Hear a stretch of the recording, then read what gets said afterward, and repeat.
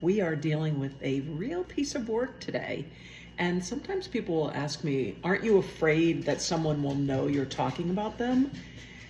Occasionally, but not in this case. I really hope that this woman happens to see this because she's been a nightmare. She adopted a dog from us in September. And we got a message, says, hope this will be a better year for you all. Was saddened myself because I've been lied to. The dog I adopted is a $2,800 Japanese Terrier. She is anything but a Jack Russell. Foster told me she had no itch problems, but the minute we arrived home, multiple exclamation points, all of a sudden she was biting her skin. The foster knew. Turns out the dog is allergic to chicken. It's so sad that no one knew a thing about her. We were also told she never barked. Not. Luckily, there are a lot of dogs here, so the barking issue rested. She's so submissive, as if she's been hurt by someone. So sad again, because Jack Russells are courageous. Many exclamation points. Your website page says you try to match the dog with the adopter. I disagree on this too! Exclamation point. She could get by slightly looking like a Jack Russell mix, but she's definitely not. This is the new year! Exclamation point. Exclamation point. I don't ever want to feel like this again. I pray you be more honest with your adopters. Get rid of fosters that lie. I would have given her back had I seen that 30-day clause in the contract. I do wish you the best. So we responded, we never want an adopter to feel unhappy or uncertain. Truly appreciate you sharing your concerns. Dogs are not always in our care long enough to identify food allergies. They can take time to develop. We have not heard of a Japanese Terrier.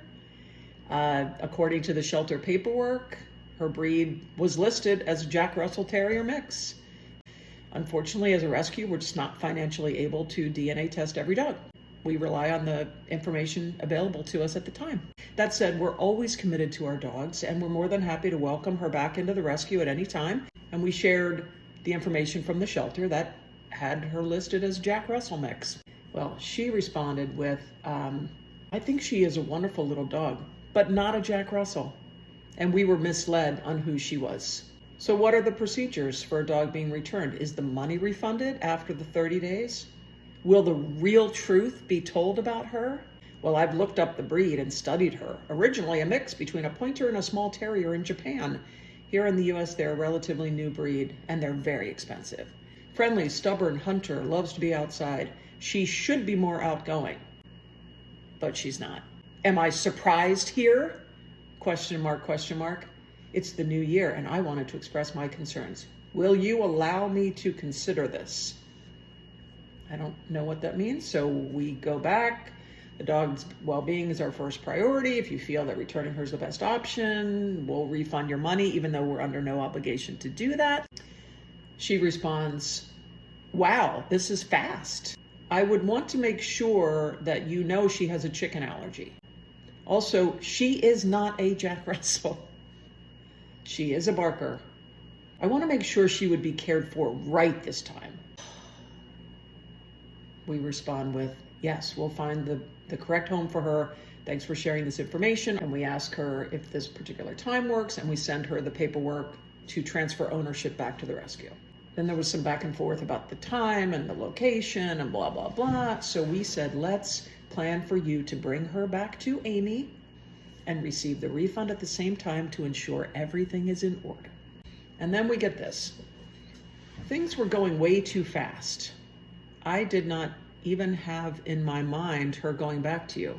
I did say, had I known about the 30-day clause to return, I most likely would have done that. Well, we're offering to extend that. She is definitely not a Jack Russell. The problem was the lying of very important facts by the foster.